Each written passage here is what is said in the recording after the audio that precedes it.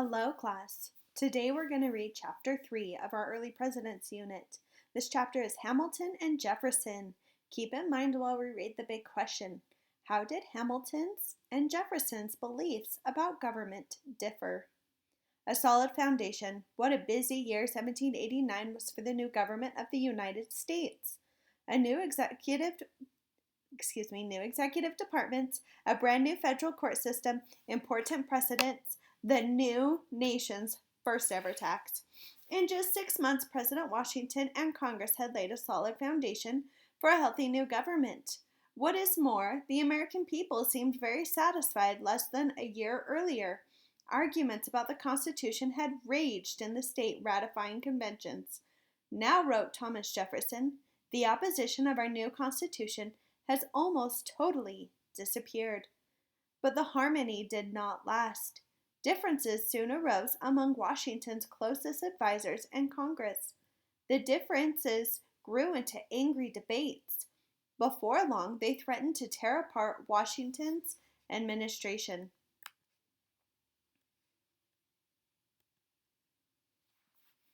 At the very start of his administration, President Washington had chosen Alexander Hamilton to head the Department of Treasury. He chose Thomas Jefferson, the head of Department of State. Hamilton and Jefferson were two of the most capable people ever to serve in government.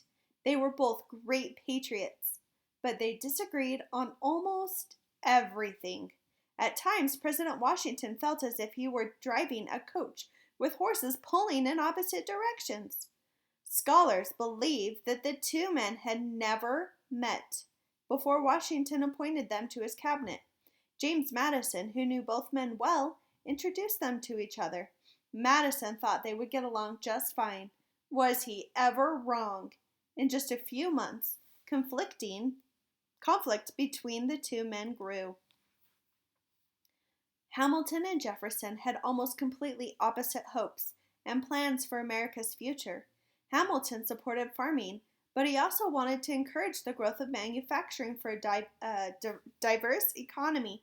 He pictured great numbers of Americans being employed at machines, producing goods for sale and in America and other countries. Jefferson agreed that the country needed some manufacturing and trade. However, he wanted America to remain mostly a nation of small farmers. Hamilton hoped the United States would have many large cities. Jefferson did not want to see cities grow. He had seen Europe's large cities with their masses of poor and hungry people. He wanted no part of that for America. Hamilton favored a strong, energetic central government tied to powerful business interests. This, he thought, would help create a stable country.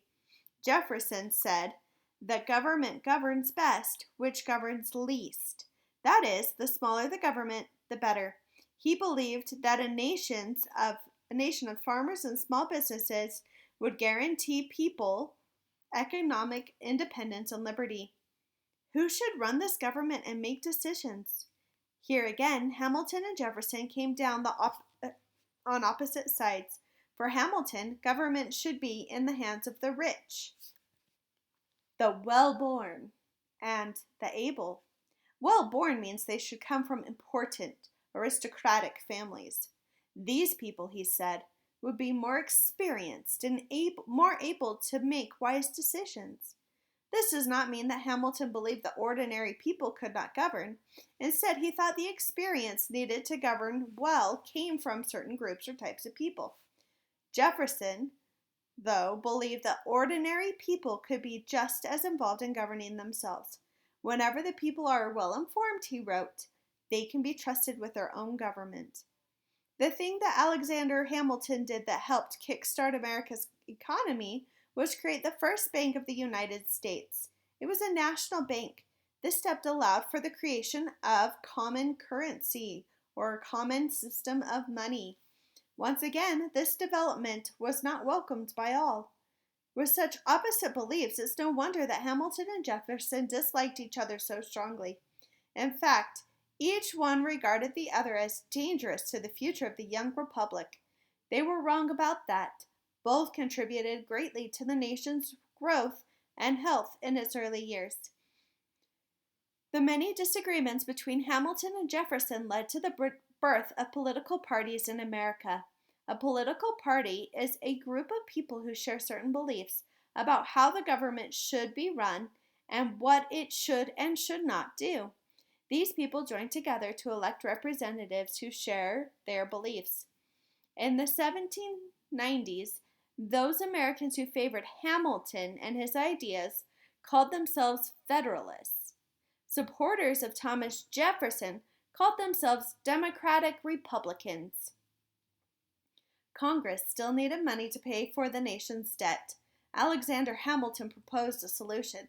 Hamilton's idea was to raise money by Congress by putting a tax on certain goods, including whiskey. People disagreed with other parts of Hamilton's plan. However, almost everyone thought the tax on whiskey was reasonable and constitutional. Congress passed it by a majority vote, and the president signed the bill into law. Although almost everyone thought the tax was fair, certain settlers on the western frontier thought it was unreasonable. Many of those farmers raised corn as their main crop. Although farm families used most of what they grew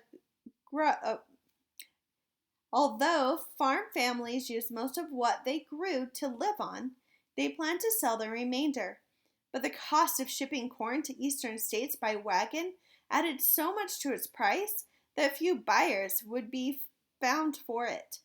Whiskey can be made from corn. Shipping a barrel of whiskey costs less than shipping the corn it was made from. So farmers often turn their corn into whiskey. For these farmers, paying a tax on whiskey was like paying a tax on the corn itself. Money was scarce on the frontier. Frontier farmers often used jugs of whiskey as a substitute. For farmers who used whiskey that way, taxing whiskey was like taxing money itself. In 1794, farmers in western Pennsylvania banded together and refused to pay the tax. They felt that the tax challenged their rights, especially since they believed the national government was not properly representing their needs and concerns. They believed it was another case of taxation without representation. They even threatened and physically harmed tax collectors. President Washington had some sympathy for farmers, but he felt the law must be followed.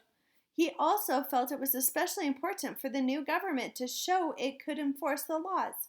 Washington put on his general's uniform and led the 13,000 troops to western Pennsylvania to put down the Whiskey Rebellion, as it was called. Happily, no one fired a shot. When farmers heard that troops were coming, they dropped their guns and fled. A couple of the leaders were tried and convicted, but Washington pardoned them. That ended the rebellion. Washington had shown that the new government could not only pass laws, but it also could make people obey them. Still, the use of troops to put down the Whiskey Rebellion left a bitter taste in the mouths of many farmers.